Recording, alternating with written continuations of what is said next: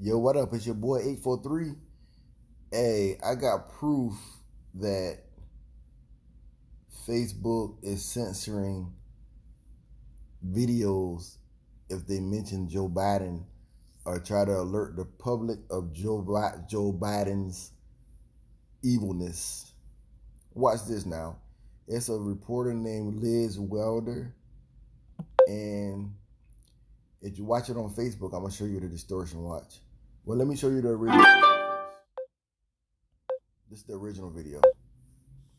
We are now just days away from the 2020 presidential elections, and Joe Biden is still hiding in his basement. Joe Biden refuses to face the American people or answer any substantive questions from the press. In Biden's defense, the mainstream media also refuses to ask Joe Biden any substantive questions. Why is that? It's because the mainstream media and even the Democratic strategists running Biden's campaign don't want you to know the truth about Joe Biden.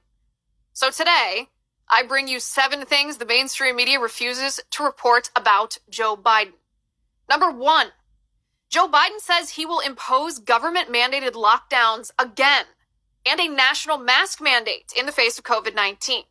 No consideration to the millions and millions of people unemployed or the thousands and thousands of businesses who have been forced to close permanently thanks to the government-mandated lockdowns. Okay, now I just let 55 seconds play of this video talking about Joe Biden. So now I'm going to show you the Facebook post, the original. We are now just days away from the 2020 presidential elections, and Joe Biden is still hiding in his basement. Joe Biden refuses to face the American people or answer any substantive questions from the press. In Biden's defense, the mainstream media also refuses to ask Joe Biden any substantive questions. Why is that? It's because the mainstream media and even the Democratic strategists running Biden's campaign don't want you to know the truth about Joe Biden. So today, I bring you 7 things the mainstream media refuses to report about Joe Biden. Number 1, Joe Biden says he will impose government-mandated lockdowns again. See, Facebook is trying to help Joe Biden win. Now, it's not just Facebook that's helping Joe Biden win. It's MSNBC, CBS, like all the major networks are trying to help Joe Biden win. Now, this is crazy. So you've seen that they started to distort it at 40 seconds, but the other video went on to like 52 seconds. So there's the proof that Facebook is distorting. Look. And a national mask mandate in the face of COVID-19. No consideration to the millions and millions of people unemployed or the thousands and thousands of businesses who have been forced to close permanently thanks to the government-mandated lockdown. Do you see that? Now, let me show you something else that they're not talking about.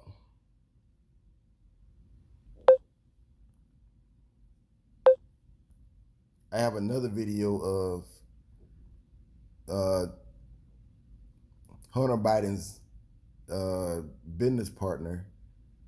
He came out and told the world about Joe Biden and his son working towards the, let's see if I can find it here. They was working towards each other so that they can like make money on Joe Biden's name. And let me see, I got it in here somewhere. Let's see, where are you? Let's see here.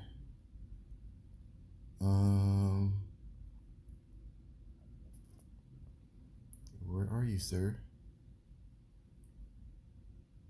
See, I like to have facts when I come and start talking about stuff, because a lot of times people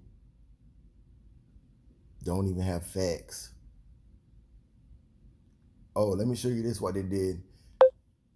I posted this meme of Obama standing behind the cages, and it said, "Who built the cages, Joe?" Look, Facebook fact checkers say missing context. They didn't say it was true or false. They just say missing context. So that's fake. They lied about this post. Now let me show you how the first original. This is the original one right here. So that's fake. And look at this. Obama DHS secretary is walking around the cages that was built when Obama was in power. That's proof right there. Check him out. That's him. And the children in cages back there. So there you go. Obama administration started the children in cages. All right. Now, where is this video here? Got it somewhere.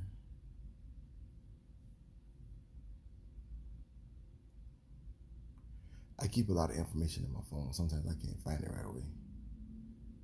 Where did it go? Where did it go?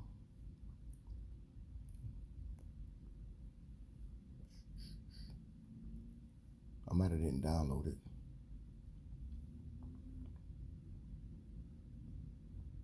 Nah, I probably didn't download it. All right, let's try the YouTube. It was here. Let's see. Business partner. All right, yeah, here you go. Oh no, that's not him. Where is it? Here we go, right here. When lobbyists buy off Congress, the rest of us pay for it. I'll crack down on price gouging to make healthcare affordable. And instead of corporate handouts, tax cuts for working families. You work hard for your money, and you deserve a senator who understands that. All right, here you go. His name is Tony Bobulinski. This guy got all the information. Go north to your right. Thank you. Yep. He has the cell phones and everything. Send it up over here. Good evening. My name is Tony Bobulinski. I served as a lieutenant in the United States Navy with high security clearance. My father... Okay, so right off the bat, this guy was in the Navy with high security clearance. So that's the most credible witness you're going to have. But you never see this on mainstream news. If you turn to any news channel, nobody has this guy. They're not even talking about him. They just want to say the laptop is fake. But listen to what he got to say. Listen.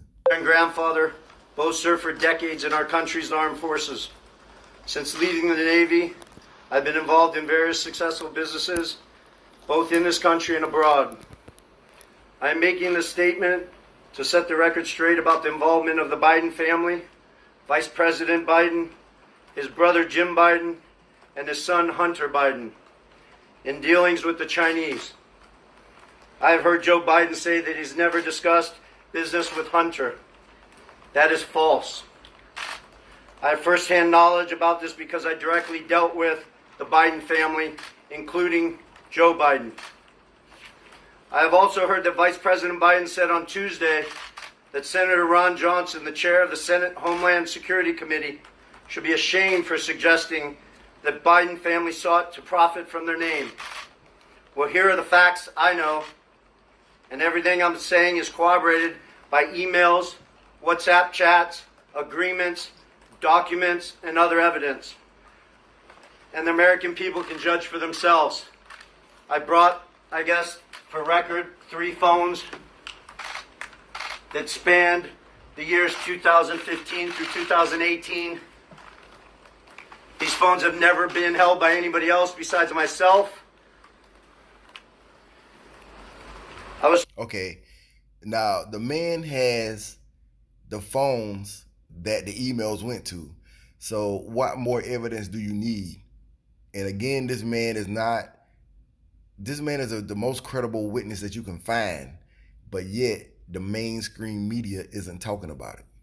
Listen to the rest of it. Told this past Sunday by somebody who was also involved in this matter that if I went public this information, it would bury all of us, man. The Bidens included. I have no wish to bury anyone. I've never been political. The few contributions I have made have been to Democrats. But what I am is a patriot and a veteran. To protect my family name and my business reputation, I need to ensure that the true facts are out there. In late 2015, I was approached by James Gilliar, whom I had known for many years, about joining him in a deal which he said would involve the Chinese state-owned enterprise CEFC China Energy and what he called one of the most prominent families in the United States. I was informed first by Gilliar and then by Hunter Biden and by Rob Walker, who was working with the Bidens, that the Bidens wanted to form a new entity with CFC, which was to invest in infrastructure, real estate, and technology in the U.S. and around the world. And the entity would initially be capitalized with $10 million and then grow to billions of dollars of investment capital. Do you hear that? After months of discussion, I agreed at Gilliar and Hunter Biden's request to become CEO of the entity to be called Sinohawk.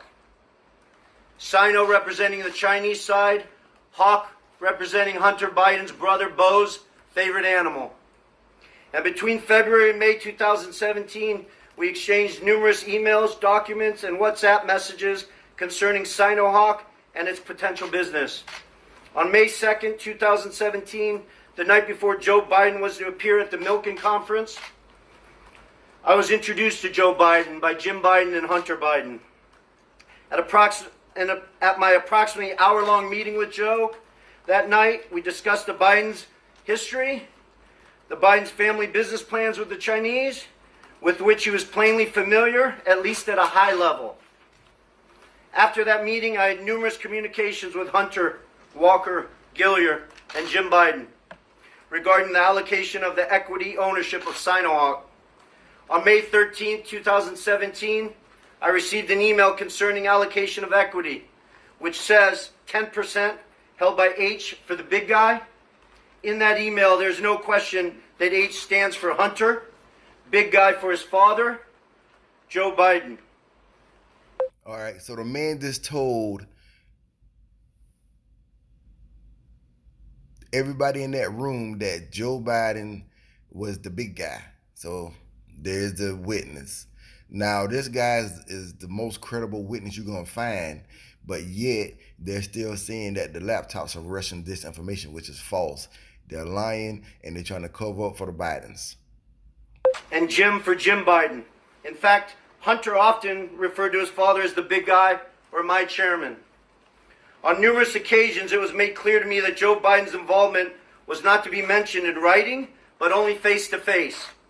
In fact, I was advised by Gilliar and Walker that Hunter and Jim Biden were paranoid about keeping Joe Biden's involvement secret. Okay, what more information do you need? I mean, y'all can go and look at this for yourself before YouTube try to delete it, but that's crazy. Now check this out. We're gonna go back into my documents. Now there was somebody else that was protected by the media also, and his name was Barack Obama. I have some dirt on him too. Oh, let me show you something else that the mainstream media isn't talking about. Nancy Pelosi was getting sued. Listen. Thank you very much. We're in the midst of a grave national public health and economic crisis. And as members of Congress, we have an obligation to ensure that Congress can operate. Now, there are different views and perspectives up here in terms of remote voting. We've all tried very hard to work in a bipartisan fashion. We've all tried to reach across the aisle and work with our counterparts on the Democratic side to help to come up with ways that Congress can operate, to help to come up with ways that we can fulfill the constitutional requirement that we be present. Now, in my own view, being present doesn't necessarily require physical presence. I think that remote operations are possible, but that is not the path that the Democrats have gone down. What the Democrats have done, instead of working with us, is use this crisis to try to gain partisan benefit. The Democrats have done counter to their own report. A number of us, including ranking member of the Rules Committee, Mr. Cole, and the leader and the whip, a number of us have worked closely with the Democrats to try to say, listen, let's come up with ways, as we did after 9/11, that we can operate in the middle of a pandemic. And let's also look for ways to protect us in the future. We know there will be future crises. And we know that we've got to come up with ways that we can operate in the future. There may be circumstances when we cannot assemble at the Capitol. And it may be that we need to look at things like voting remotely. But instead of going down that path, despite the fact that we have tried to work together, after the Speaker of the House delayed for weeks and weeks, refused to even address the issue, she then commissioned a report. The report came up with some interesting suggestions. There were some good suggestions in the report. The report also noted that proxy voting was likely unconstitutional, the Democrats' own report. So instead of going down the path of saying, how can we do this together, the Democrats have adopted a completely partisan scheme, and they have done it in a way that absolutely infringes on the rights of the minority and infringes on the Constitution. And so we today, it's a sad day that we have got to be to the position where we're bringing suit against the Speaker. We're bringing suit against the Democrats in order to prevent them from pushing this proxy vote through. And I think it's also really important to mention that one of the first items on which they are planning to use this proxy vote is an item that deals directly with the national security of this nation. Now, I'm hopeful the leader and the whip have asked that they pull that FISA vote. FISA is a crucially important set of authorities, and it's a set of authorities that was abused. We have to make sure that we deal with the abuse and that we address the abuse, but we should not push through a bill which, in my view, would fundamentally weaken our ability to keep the nation safe because of the amendments that have been added to that bill. And we shouldn't do that with proxy vote. Imagine that. You've got... Okay, see, the media didn't talk about Nancy Pelosi getting sued either, see? So these people are covering up for everybody. The media is covering up for everybody, man. Let's see, I got some more dirt here. Oh, listen at this. They say the Proud Boys are white supremacists. Listen to this guy. He's a chairman. I will go out and say that the Proud Boys as a whole, I will say this on behalf of the entire national organization, denounce white supremacy. We are in no way, shape, or form white supremacists. We have a vetting system that just gets those guys out of our hair. We do not have anything to do with white supremacy. We do not have anything to do with the Ku Klux Klan. We denounce those organizations. Now, did y'all hear that? They denounced the organizations. Now, check this out. This is from a site. They say, did the Obama administration, not the Trump administration, build the Obama administration, not the Trump administration, built the cages that hold many immigrant children at the U.S. border? Look, true. Now, this is from a fact-checking website. So the fact checkers need to get their facts straight. All right, let's see what else dirt I got in here.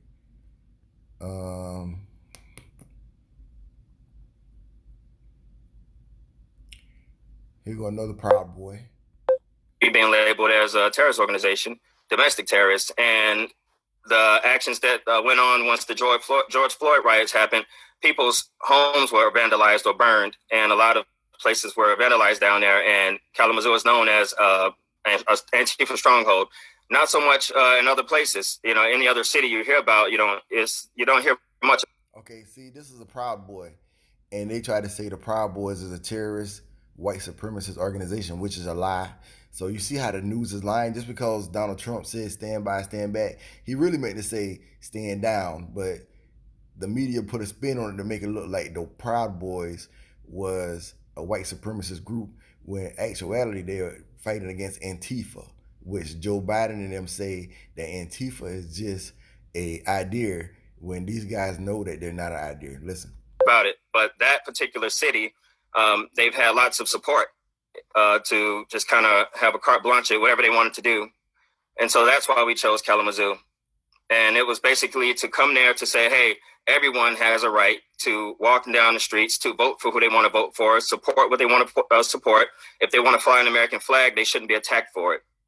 And that was the message, that these streets belong to all Americans, not just one group or the other. Okay. And then, so that's a Proud Boy. He doesn't look like a white supremacist to me. So there's the lies caught up on the news. See, all the news is fake. See, Donald Trump say it's fake news, And it took me a while to understand what was going on, but after I look at everything myself, I see the news is fake. Look at these guys, Black Lives Matter and Proud Boys standing together. They're not a terrorist organization, guys. So don't believe the news, and just remember, do your own research. Let's see what else. These black sisters here, they confirmed that the Proud Boys are not white supremacists. Listen. God bless Proud Boys, okay? Yes. They How came, that? provided security, and what blessed me towards the end, they were the one that said, you need to preach, you need to preach. Yes. They made a point, they set us aside to make sure that we had a spot to still preach. So it was interesting to hear that from them. But what was interesting to me yesterday afternoon was when we were, it started to look mobbish. We started to have a lot of people. Yes. Going in and out, a lot of intensity. And at some point, I just pleaded and asked where the grandmas are.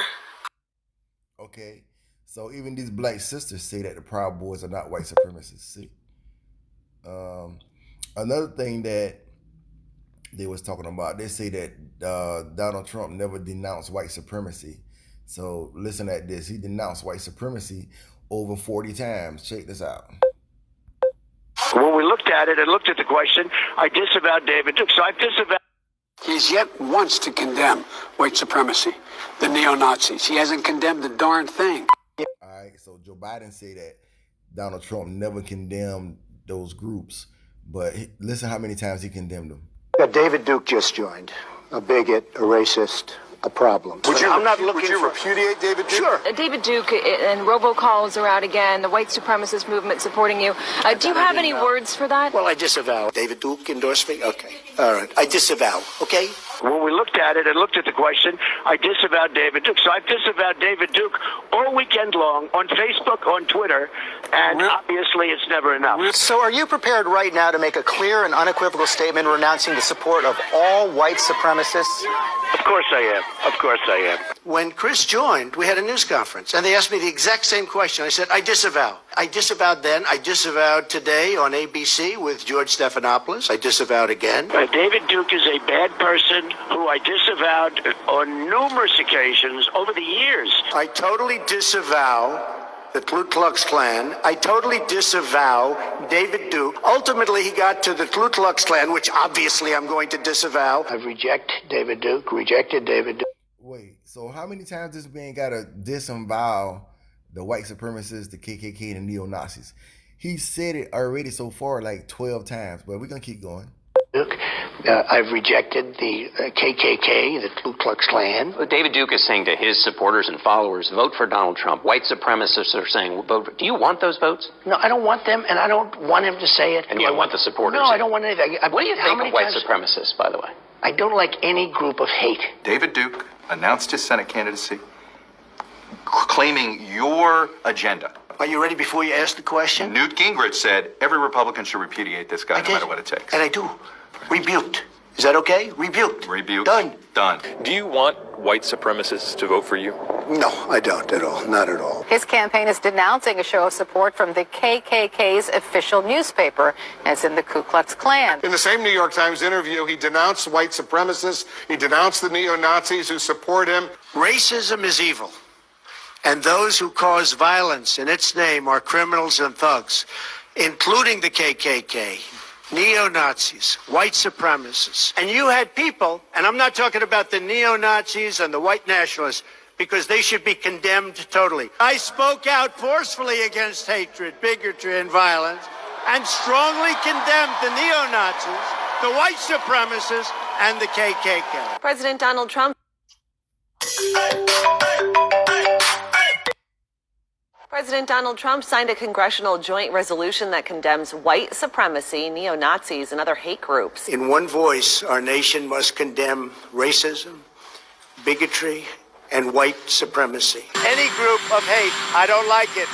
Any group of hate, I am, whether it's white supremacy, whether it's any other kind of supremacy, whether it's Antifa, whether it's any group of hate, I am very concerned about it, and I'll do something about it.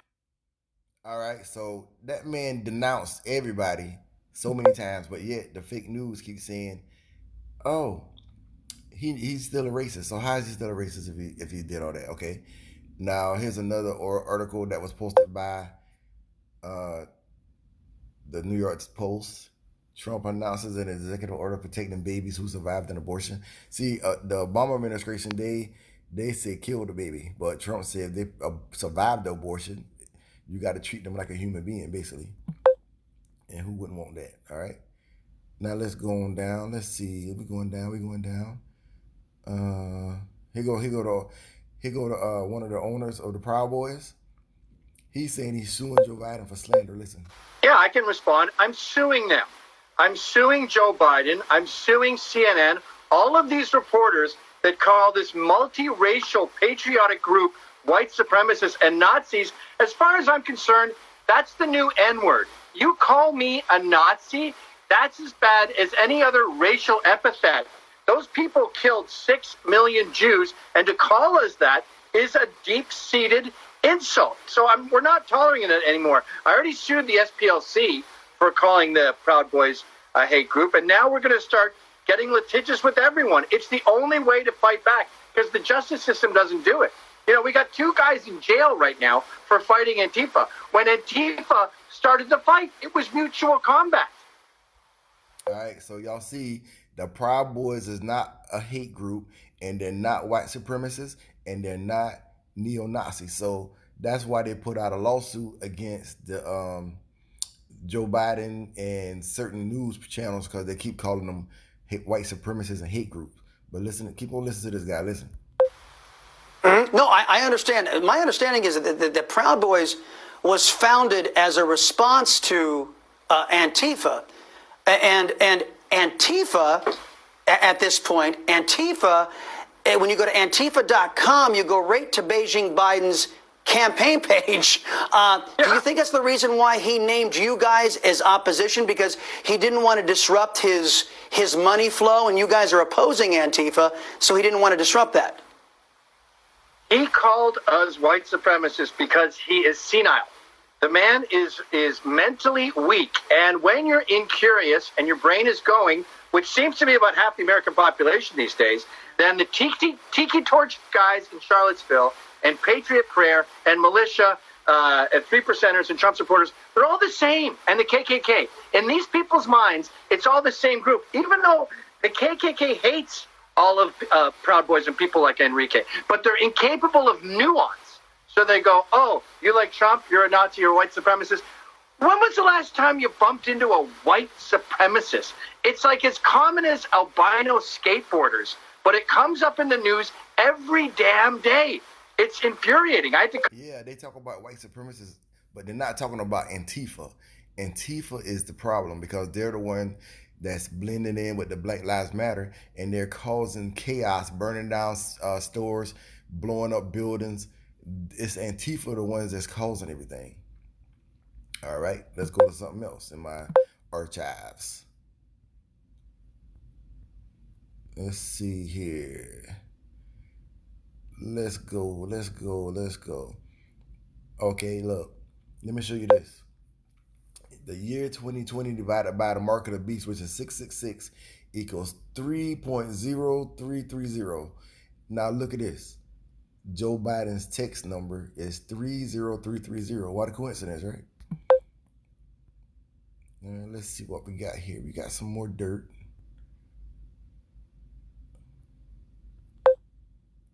All right, check this out.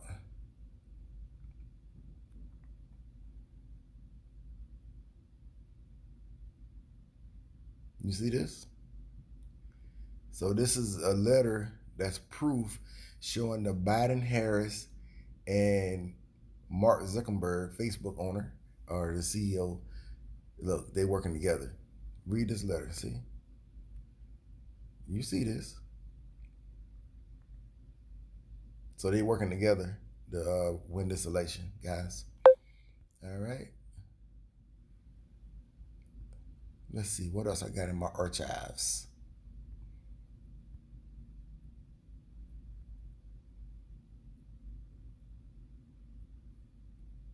It's in here somewhere, some stuff.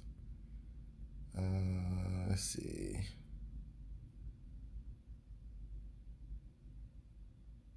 All right, so let's listen to Kamala Harris. Let's see what she got to say. The bottom line is, Senator Harris, when you are in a position to make a difference and an impact in these people's lives, you did not. And worse yet, in the case of those who are on death row, innocent people, you actually blocked evidence from being revealed that would have freed them until you were forced to do so. There is no excuse for that. And the people who suffered under your reign as prosecutor, you owe them an apology. Congresswoman Gabbard, you took issue with Senator Harris confronting Vice President Biden at the last debate. You called it. See, now Kamala Harris, she prosecuted a lot of her own people, so-called own people, even though Kamala Harris isn't black, but even her own daddy said that she's not black. Her mama is from India, and he's from Jamaica, but his family lineage owned slaves, so that's proof that she's not a real black lady. So let's keep going. Quote, false accusation that Joe Biden is a racist. What's your response? I want to bring the conversation back to the broken criminal justice system. Hey, and even Kamala Harris called Joe Biden a racist. So y'all take note of that also. That is disproportionately negatively impacting black and brown people all across this country today. Now, Senator Harris says she's proud of her record as a prosecutor and that she'll be a prosecutor president, but I'm deeply concerned about this record. There are too many examples to cite, but she put over 1,500 people in jail for marijuana violations and then laughed about. Yep. So there's Kamala Harris, dirt on her. All right, let's see. What else do I got in here? Here we go. Now, a while back, before Obama was president, this guy named Donald Young, he was found shot in the back of the head twice, and he went to the same church as Obama did. Now, sources say that Donald Young was about to come out and admit that him and Obama had a relationship just before he became president. Now, whenever he was going to come forward, that's when he was found killed. And Donald Young's mother, she was saying that Barack Obama killed her son. But listen to this. I don't know if y'all seen this before, but listen. Through November 18th of 2007, I did provide a total of 4 different callback numbers to the Obama campaign. As I had moved and I had changed the numbers to reflect locally my place of residence at the time. In late September to early October 2007, I received a call from a male who identified himself as a Mr. Young, stating he was calling in regards to calls I had made to the Obama campaign. The first call was in fact an attempt by Mr. Young to obtain from me the identities of anyone I contacted concerning my 1999 allegations against Senator Obama. The first call shocked me in that this Mr. Young asked me why I had not asked Senator Obama to disclose the sexual encounters I had with Mr. Obama in 1999. I was shocked as I had never mentioned to the campaign or anyone working for the campaign any sexual encounters, as my call was prompted by drug allegations only. The call ended with Mr. Young stating I would hear from someone in a few days. In mid to late October 2007, I received a second call from this Mr. Young, at which time I clearly became aware that this individual was personally involved with Senator Obama rather than just an employee of his campaign. The tone of the conversation had a sexual nature. Mr. Young did not once advise me how he obtained my... Are y'all hearing this? So Obama potentially killed his gay lover before he became president, but the news never talked about it. So this is not the first time the mainstream media is protecting a candidate. The same thing they did for President Obama, they're doing for Joe Biden right now. And for some reason, I didn't see it back then, but now I see clearly that the news is fake. Just like Donald Trump said, the news is fake. Now listen, keep listening to the rest of this. Listen. Phone number, which by this time had now changed to a Delaware number. In late October 2007, I received a text message from the gentleman identified as Mr. Young, in which he stated he was intimately involved with Senator Obama and that Obama was discussing with him and his pastor how to publicly acknowledge Senator Obama's drug use in 1999. and that Obama wanted to be sure I had not discussed the sexual encounters or drug incidents with any media at that time.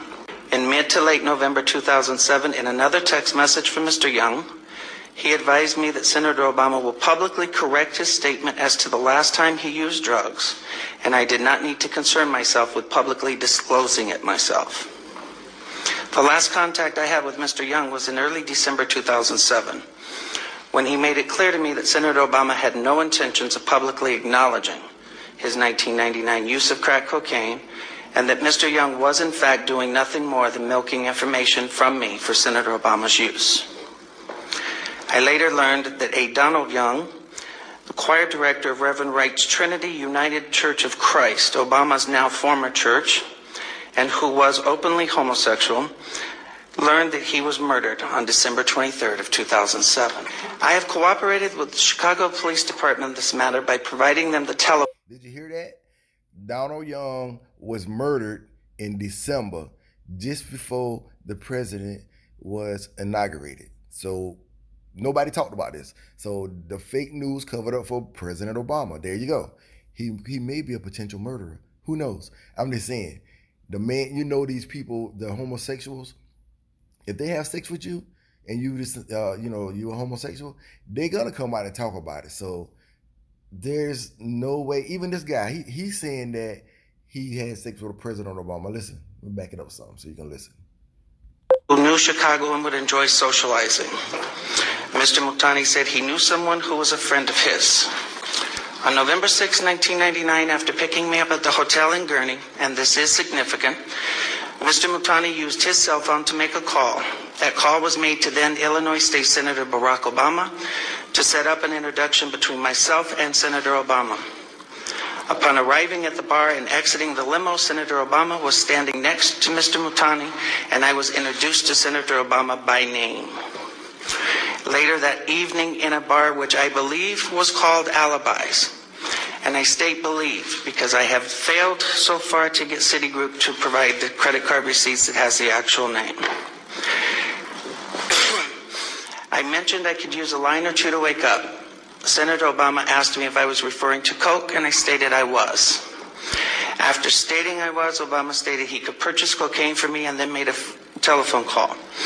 This too is significant, from a cell phone to a presently unknown individual, during which Senator Obama arranged the cocaine purchase. Senator Obama and I then departed the bar in my limousine and proceeded to an unknown location where Senator Obama exited the limousine with $250, which was provided to him by me. Returned a short while later with an 8-ball of cocaine, which he gave to me. I did ingest a couple of lines of cocaine, and shortly thereafter, Senator Obama produced a glass cylinder pipe and packet of crack cocaine from his pocket. Obama then smoked the crack cocaine. I performed fellatio on Senator Obama in the limousine during the time Senator Obama was smoking crack cocaine, after which I had the driver take me to my hotel, the Comfort Suites, Gurnee, Illinois. All right, so do y'all hear that? The man said Obama was smoking crack while he was giving him head. So, but the news never talked about this. So this explains why Barack Obama was so passionate about helping the LGBTQ community. There you go.